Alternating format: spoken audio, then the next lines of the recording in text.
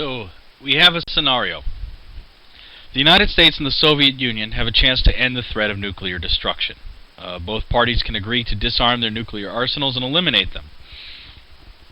I want you to play the role of the United States, and I will be the Soviet Union. And we'll be playing this game a few times. And I want you to think of a few caveats. One, no one can enforce the agreement we make. So any agreement we make will be unenforceable. We are allowed to communicate with each other, so we can be in the same room. And we have to assume that we are all rational, meaning that we're not crazy people bent on world annihilation for fun, that sort of thing. And that we all are looking out for our own interests, self-interest. So, in this scenario, we have something very simple, and what we see is a scenario that very simply explains the situations the United States and the Soviet Union faced during the Cold War.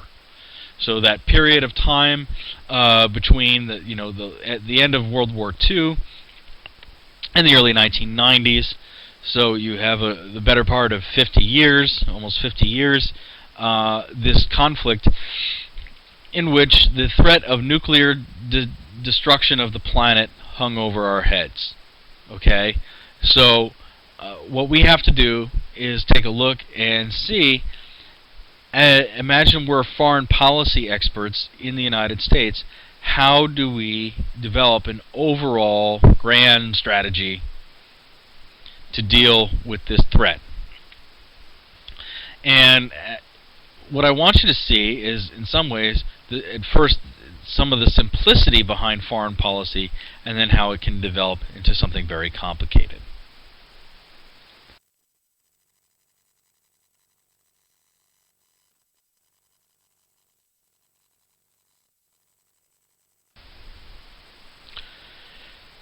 So on this slide, we have a version of a payoff. So just like our first example of game theory, the prisoner's dilemma, we see a payoff system here. So we have, once again, a zero-sum payoff and a very simple but different kind of payoff table. I didn't use numbers in this one. I just used words, but I think it communicates what's going on. So if the United States disarms its nuclear weapons, and the Soviets disarm their nuclear weapons, this is one way of averting massive world nuclear devastation, is by the two superpowers possessing all of the nuclear weapons to get rid of them all. What might you have? World peace, or at least a world that's not threatened by nuclear destruction, right? So, in the next scenario, if the United States disarms its nuclear arsenal, but the Soviets keep their nuclear arsenal, there is the potential for the Soviet domination of the world via nuclear weapons. And the same is true if the United States stays armed, but the Soviets disarm. U.S. domination of the world. Now, what happens if both keep their nuclear armaments? There's an armed, intense peace. There's always the threat of nuclear holocaust, but the idea is that neither side has an advantage. Now, I want you to remember the caveats. 1, you cannot trust the Soviets and they cannot trust you. So, if you're trying to find a way of averting nuclear holocaust, and you go in and you negotiate, say, with the Soviets, with me, I'll play the Soviets, you negotiate with me disarmament, okay? There's no telling that you can trust me to follow through, and our agreements are not enforceable. There's no higher authority that's going to enforce our agreement. So we have to trust each other to do that. And so now, what I want you to do is think about what choice you would make. And so just like we did on the discussion board for the prisoner's dilemma, I want you to think, what decision do you make? What choice do you make? So I will give you a short minute. I'll give you a few seconds. I want you to think about or you can hit pause and take as long as you need and go through and figure out. You're the United States, I'm the Soviets, okay? And let's say we have one shot at playing this game. What choice do you make, and why? Okay, so hopefully you've made your choice. I don't know what choice you made, but I bet you might be able to predict what choice I made. And if you said that as the Soviets, the choice I made is armament, you are correct. Did you notice that this game very closely resembles the game we just played, Prisoner's Dilemma?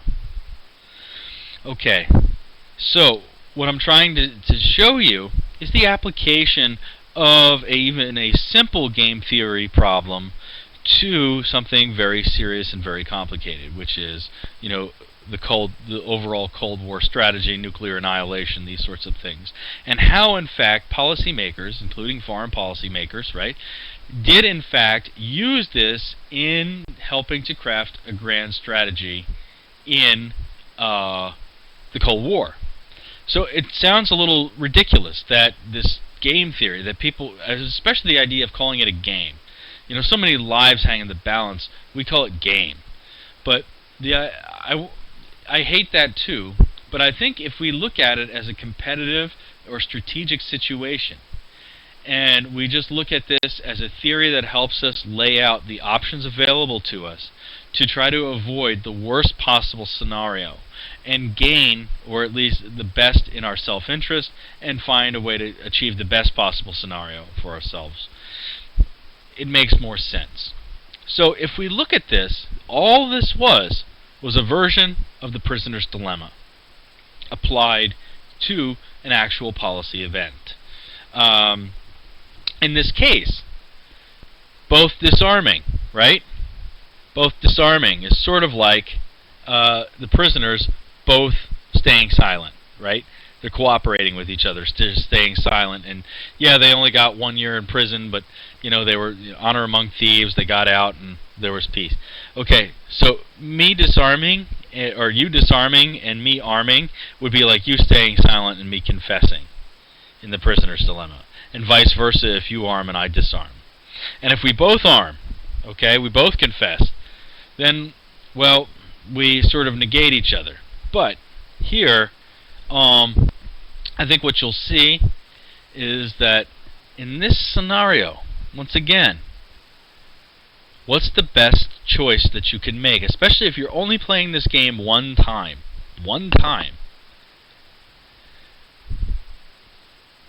In this scenario, you arm. Why? Worst possible outcome for you. The other side dominating the world. So for you, the worst possible outcome in this scenario as a game would be if the Soviets arm. Or the Soviets arm while you had agreed to disarm. You both agreed to disarm. You can't trust the Soviets. Therefore, the Soviets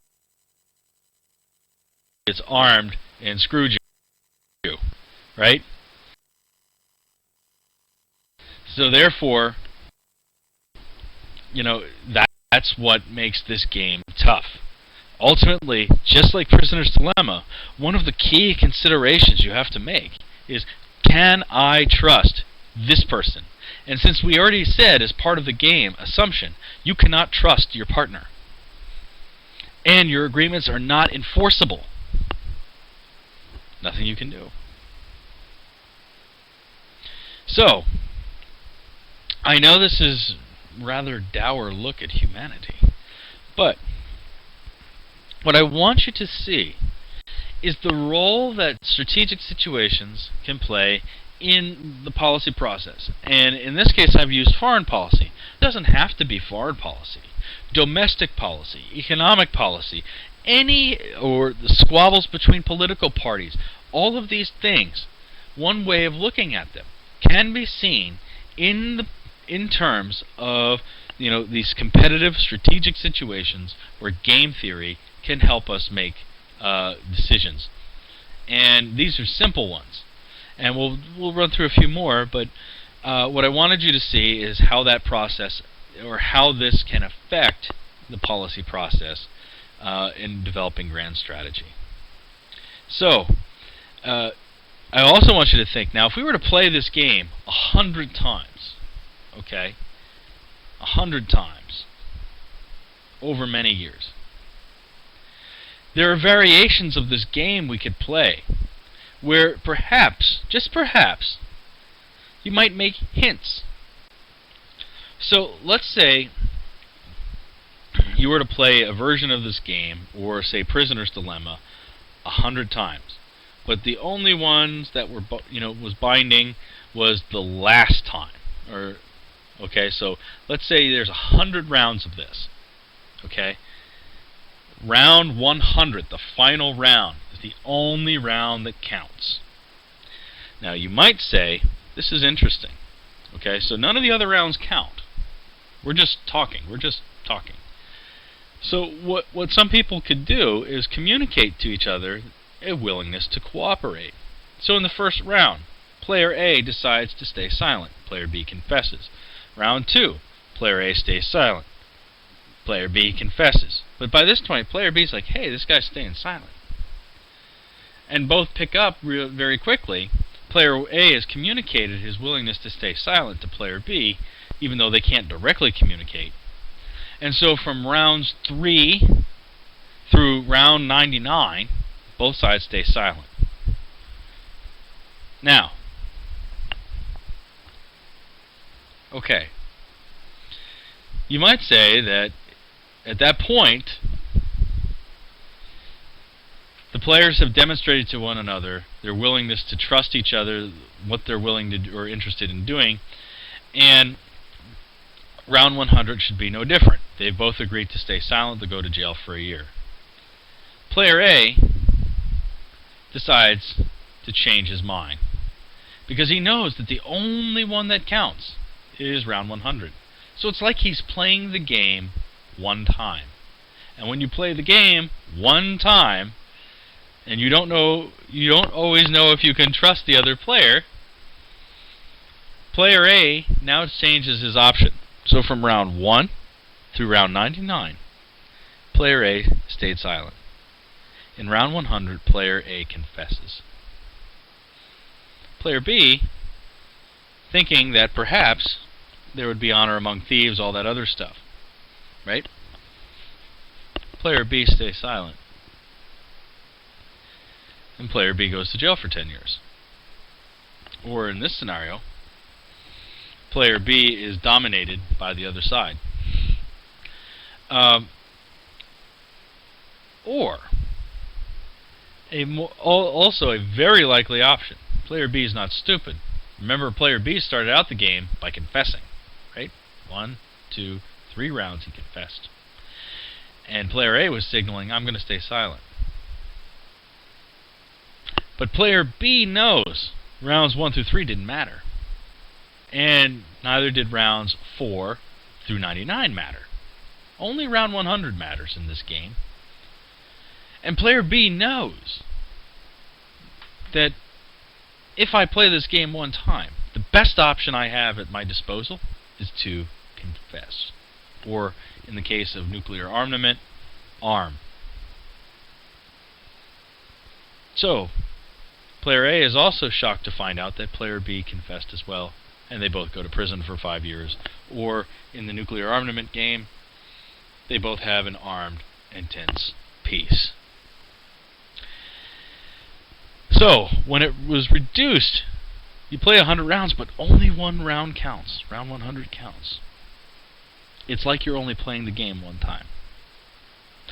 Now, when you have a game, right, you play a little game, and it's part of a much larger game, okay, that larger game is called a meta game, right?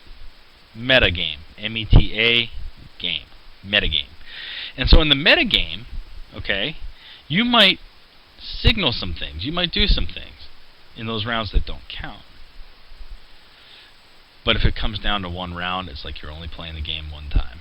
Now, there's another version that you can play, right? And in this version, okay, very simply, every round counts. But it counts differently, okay? You have 100 rounds. And basically, what's going to happen is that the person who you're going to average the benefit, or average the choices. And so, if based on the reactions, if you stayed silent and that person confessed more times than based on the average number of choices, you're going to go to jail for 10 years or whatever.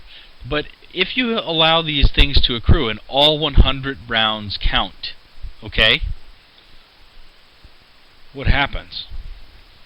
Let's say player A starts giving those signals early on, knowing that, in fact, he may take a hit early on in the game, but knowing that only a few rounds will go by for him to signal his interest and willingness. And if player B doesn't respond, he can quickly change back, and in the law of numbers and averages, he doesn't have to worry.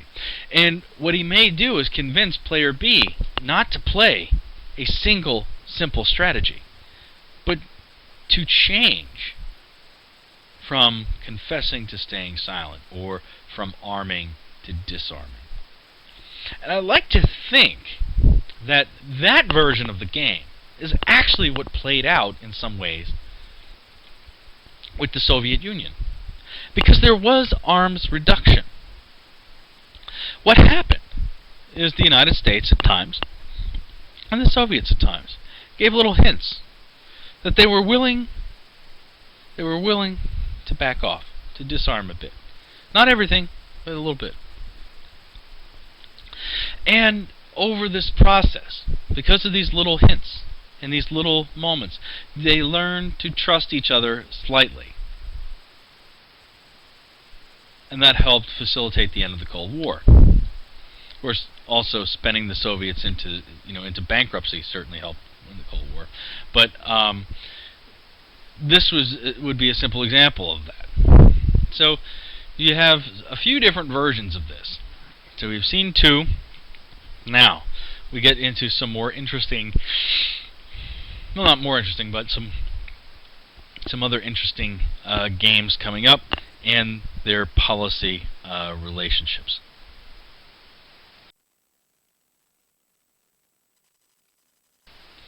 Here we have another classic game. This game is called Chicken. Now, you may think of Chicken and it's like, what is this?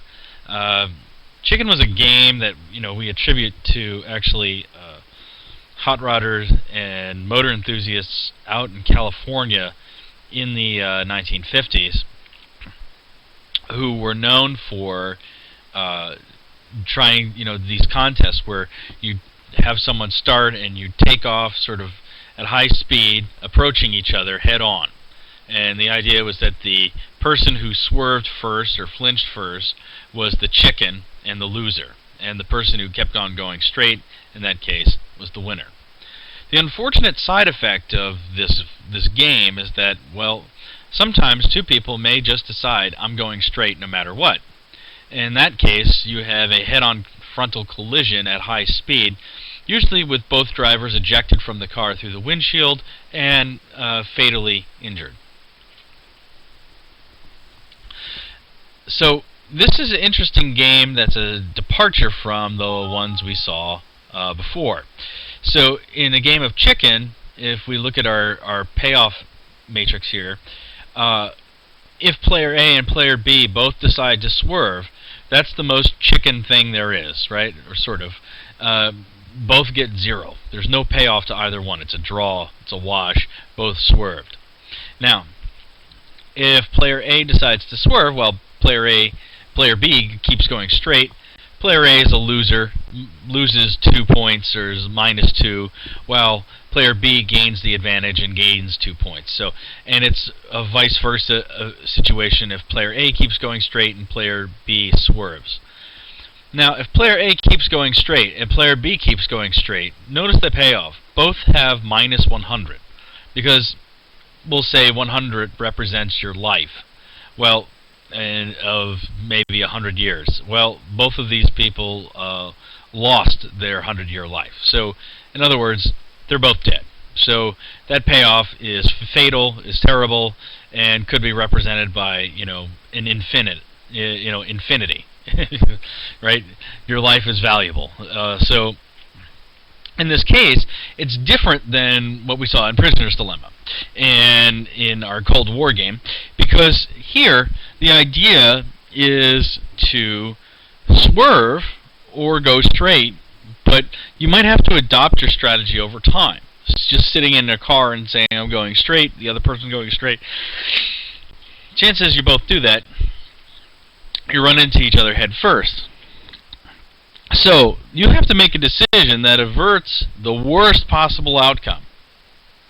But you want to maximize your gain, and you actually want to win the game. So, what you do is, in this scenario, the worst possible outcome is deciding to keep going straight when the other person keeps going straight. So basically, you have to read the situation. And so, to a game theorist, there's a problem here. Okay? Because in this problem, you have something known as Nash equilibrium strategies. I don't want to get into all that, but in other words, there is sort of a fixed sort of strategy, which is that you should swerve at some point, or be prepared to swerve if the other person isn't, and vice versa. So, I mean, you're going to try to keep going straight. But the problem is, you still want to preserve your life. It's not worth winning this game if you crash into somebody and die. So, what you might do is take a mixed strategy approach. And if you were to do this, what you'd find is that out of every 50 times you should play this game, you should keep going straight 1 out of the 50.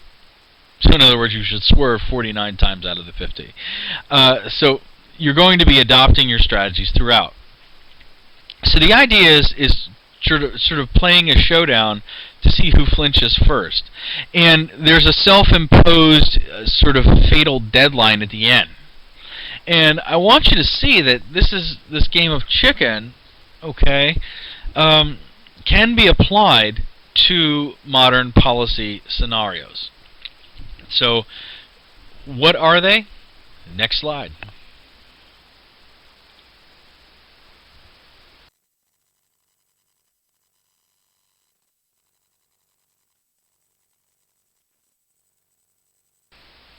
The budget and sequester.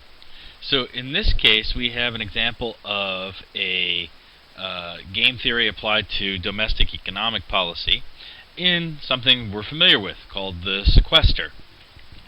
So a lot of people ask, where does it come from? There was a growing budget deficit over the 2000s. What happened was, quite frankly, there was a number of tax cuts passed in the 2000s, which is often beneficial to households that have more of their own money to spend and to save and to use. However, that's money the government wasn't getting, while spending did not decrease. In fact, it increased. Because of a number of the programs the United States was involved in, specifically also the wars, and the wars were a lot costlier than they were supposed to be. So, just as an example, before the war started, Vice President Cheney and Secretary Rumsfeld had said, expected that it would cost, maximum, maybe $100 billion, something like that. Okay, most likely the war will probably run to about $3 to $4 trillion when it all is said and done. Because of the debt service incurred, the interest on the debt, the payments to the army, to the soldiers, the money involved in stabilizing the countries and regions, the long-term spending costs incurred over many years, it will probably be a bill that runs over $1 trillion, maybe maxing out between 3 and 4.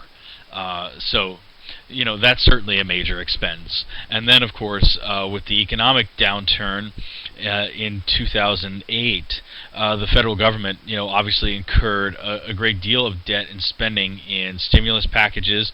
There were several stimulus packages over the 2000s. And so these all cost money, and that money has to come from somewhere. And the problem is that the United States had been taking in less tax money and spending a lot more of it than it had. And so it was taking on larger and larger sums of debt. So the national debt mushroomed, and today, depending on how you count it, is between 13 and 15 trillion dollars.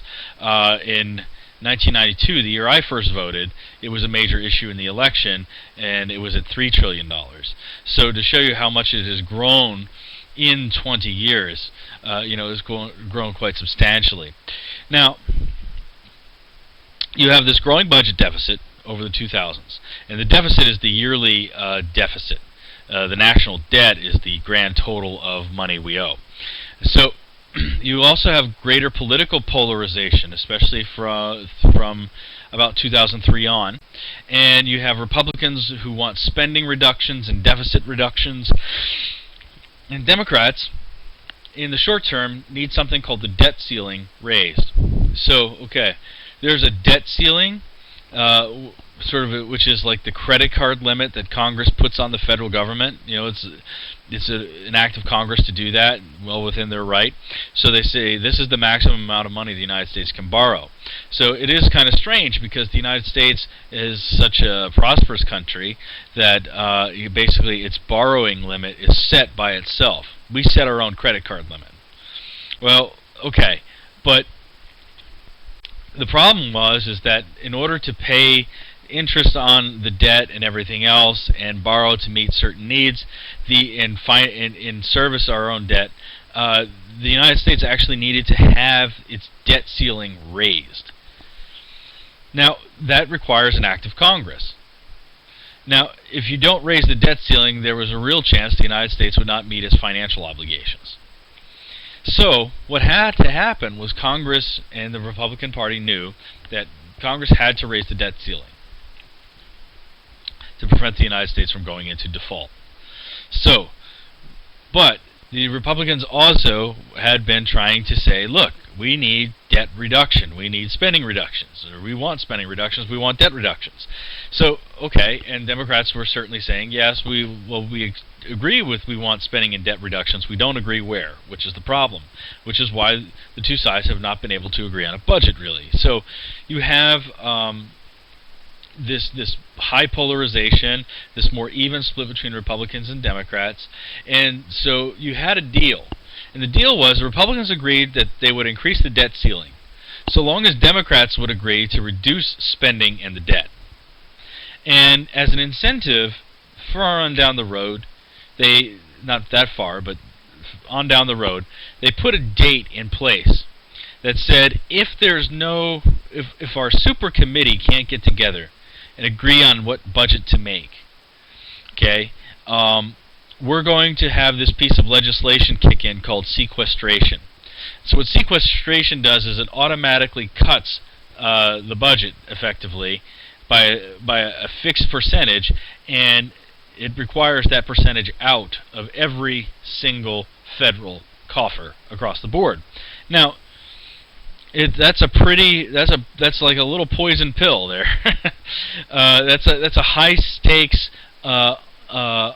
unpalatable solution to a lot of people, because there were even warnings on the horizon saying, hey, look, the sequestration is going to hurt our capabilities to defend ourselves, national defense. It's going to hurt our security operations. It's going to hurt our infrastructure. It's going to hurt all sorts of things. You can't just budget cut across the board. You have to do it wisely, and after deliberation. But because the problem is ultimately these sides could not agree on cutting the budget, so they felt that they would come to an agreement because no one would want to get to this horrible solution. Okay, that some side would effectively swerve or flinch and give way. Now, it's also interesting to note that the dating of this thing, the way things had been dated, was that early on, when they started doing this, they had agreed to this sequester. They had agreed to these negotiations. And what they were doing is sort of gauging, I think, the dates. if you look at when they first agreed, they agreed right before the campaign season of 2012. So they allow the campaign season of 2012 to run. They allow it to run through November, and I think the Republican Party had expected a victory, and that with a Republican president and maybe getting a few more seats, that it would be easy to come to a budget deal on their side and avoid the sequester. The Democrats would be forced to or compelled to flinch, and even if they didn't, their votes wouldn't matter, and that would win. And I think the Democrats thought that Obama would be reelected, and maybe they would pick up some more seats, and vice versa. That didn't happen.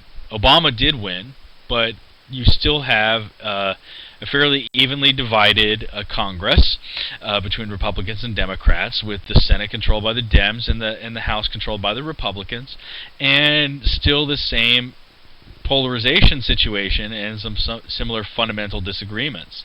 And so that date, by the way, that was supposed to kick in, originally was right after the December holiday in early January of 2013, and Congress made a deal to extend that to get some work done, but a last-ditch effort. But basically, what happened was they could not agree, and both sides didn't flinch. They just ran straight into each other. So in some ways, what you see here is a form of chicken. Unfortunately, both sides decided on crashing into each other. There was the need to flinch, and neither side really did, and so you have sequestration. But I think that game isn't decided yet. It's still going on. I think there's still this moment for someone to flinch and try to show, hey, let's get this done. And it's going to be used by the other side as leverage. So, and the Republican Party is thinking about, will use it to their advantage, saying, look, sequestration happened, but we're not the party that, couldn't agree to reduce the debt. And the Democrats will say, look, this is the party that spent us into oblivion on the wars, ignoring all the Democrats who voted for. President Obama certainly stayed on the conflict. So, both sides are complicit. But what I want you to see here is how even in an economic situation or a budget situation, game theory applies. And that if you look at this situation or scenario and look at, okay, strategically, what would I do here? Yeah, I'd swerve, but you have to swerve at the right time. So it always makes chicken a tough game, because you could, if you swerve too early and you lose, right? You lose your position in that budget fight, and that has real effects. We talk about it like a game, but that has real effects on people, on policies. And so just another way of looking, or using this game theory to look at a political situation. So we've seen one in foreign policy, now we've seen one in domestic economic policy.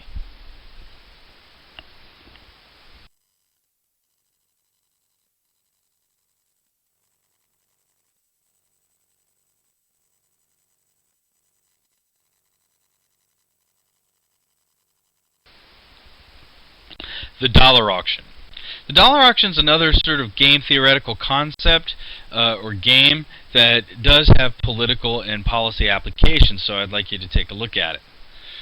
If you've never played it, it's a fun party game. Obviously, it can be $1, it can be $1,000. The money is irrelevant. It can also be a mean party game that has people leaving and going home in separate cars who came together. So be careful. The dollar auction has a simple premise, which is, one, I will be an auctioneer, and I will auction $1,000 to the highest bidder. But the rule is, all bidders must pay their highest bid, regardless of whether or not they win the $1,000. So it's a pay-to-play auction. In order to play, you have to pay. Regardless of whether you win or lose, you're bound. So, there's another version where only the winning bidder and the second highest bidder must pay the highest bid. If you were to imagine how this game would go, What I, if let's say we were doing it in a chat room or with a group, and I'll place it up. Actually, I'll place it up on a discussion board, and I'll ask everyone to bid in the auction, and then see what happens. But the dollar auction is an interesting auction. It's an interesting game lesson for everyone. So let's see how you do. We will play under the original rules. I will auction $1,000 to the highest bidder. All bidders must pay their highest bid, regardless of whether or not they win the 1,000.